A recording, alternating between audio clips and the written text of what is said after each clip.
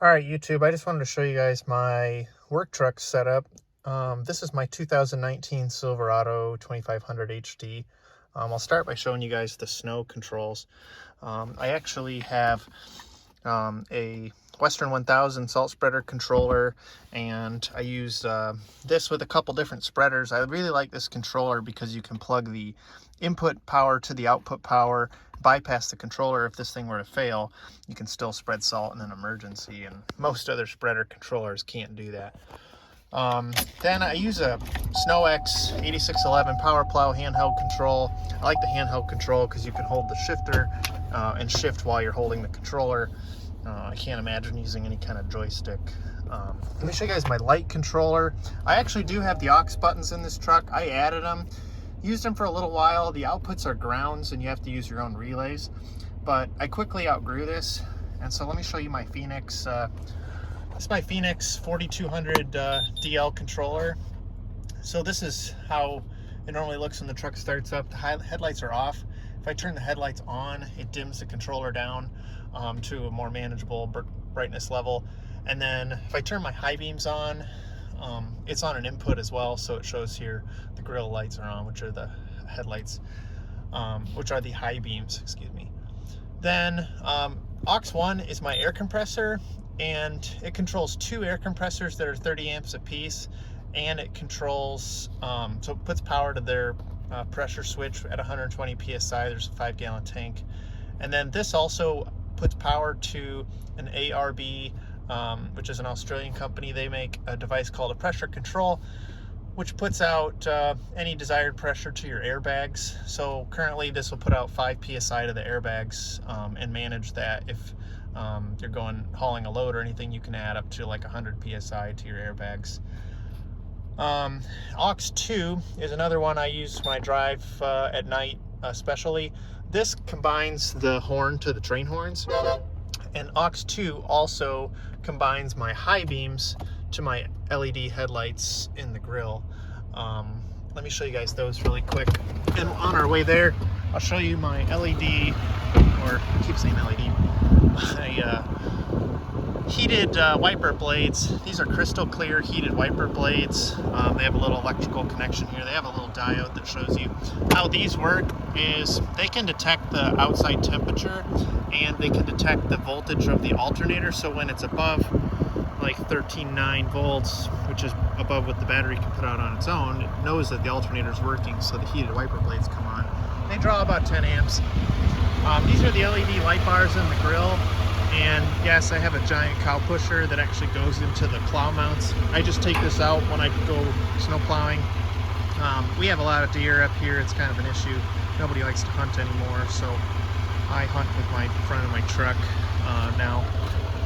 I'll show you the headache rack really quick.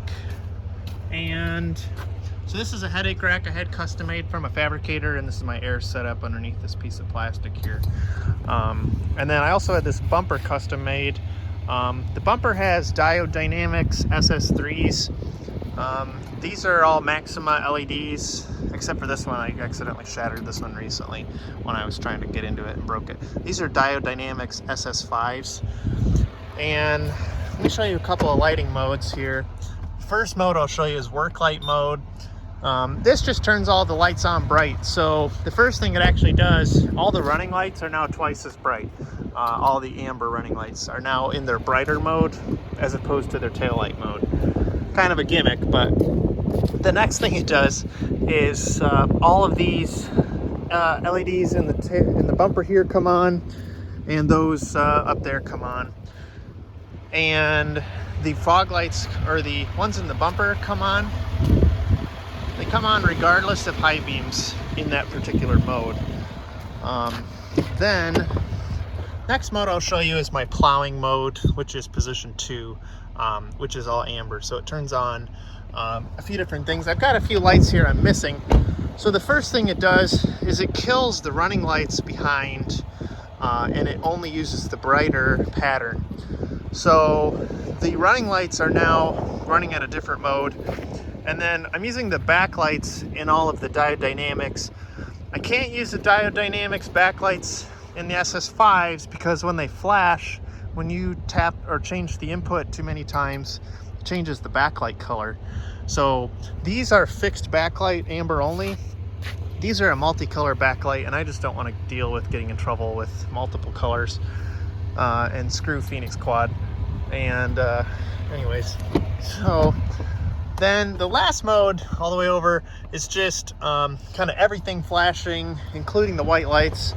And I do use action scan. Oh, my high beams are on, that's why. Hang on a minute.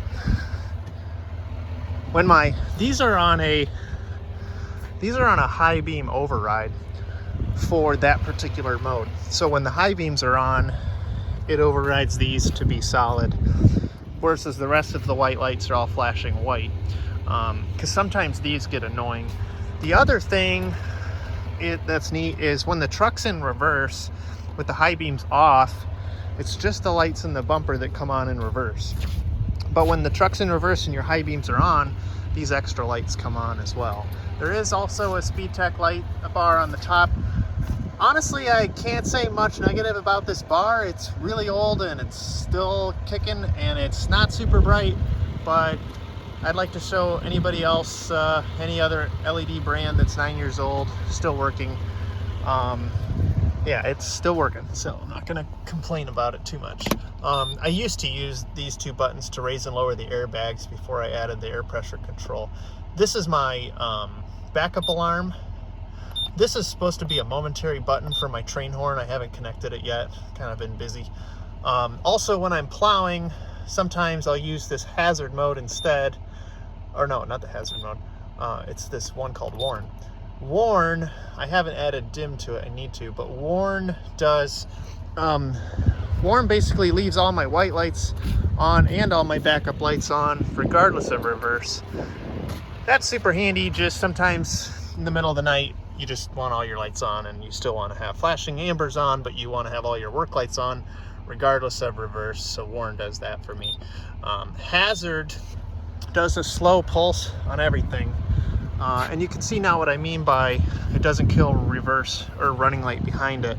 So hazard is just a slow flicker, everything's synced. What I haven't done with hazard yet is I haven't combined hazard to the hazard of the vehicle, because I haven't found a good way to do that. How all this works, I do get asked that quite a bit. I have no idea how any of it works, but I have a toolbox underneath the back seat, and I have a couple of wires in it. I have little limit switches to control the LED tape. Everything is labeled. I don't have any terminal strips. I don't believe in that. I have labels, and I have a couple random things hanging around because I like to play with stuff and change the way things are. But I'm learning and I'm having fun, and it's clean, and I'm using diodes and I'm having fun. This could be tidied up more, and believe it or not, I actually just went through and kind of tidied this a little bit. But quite honestly, most of the wires need to be longer to be tidied up appropriately.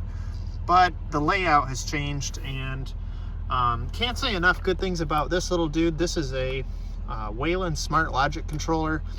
This thing is pretty neat and pretty helpful. Does a lot of different things. And then I know everyone loves their fancy fuse panels, but I like these little cheap ones with the LEDs that show you when a fuse is blown, and it's 20 bucks and it works, and I haven't had any issues with it. All my wiring is safe. It's all fused. There's solenoid under the hood. It's on ignition power. And it works. And I got plenty of spare fuses if I have any problems. But yeah, roast me in the comments. But I figured you guys would want an updated setup, kind of showing.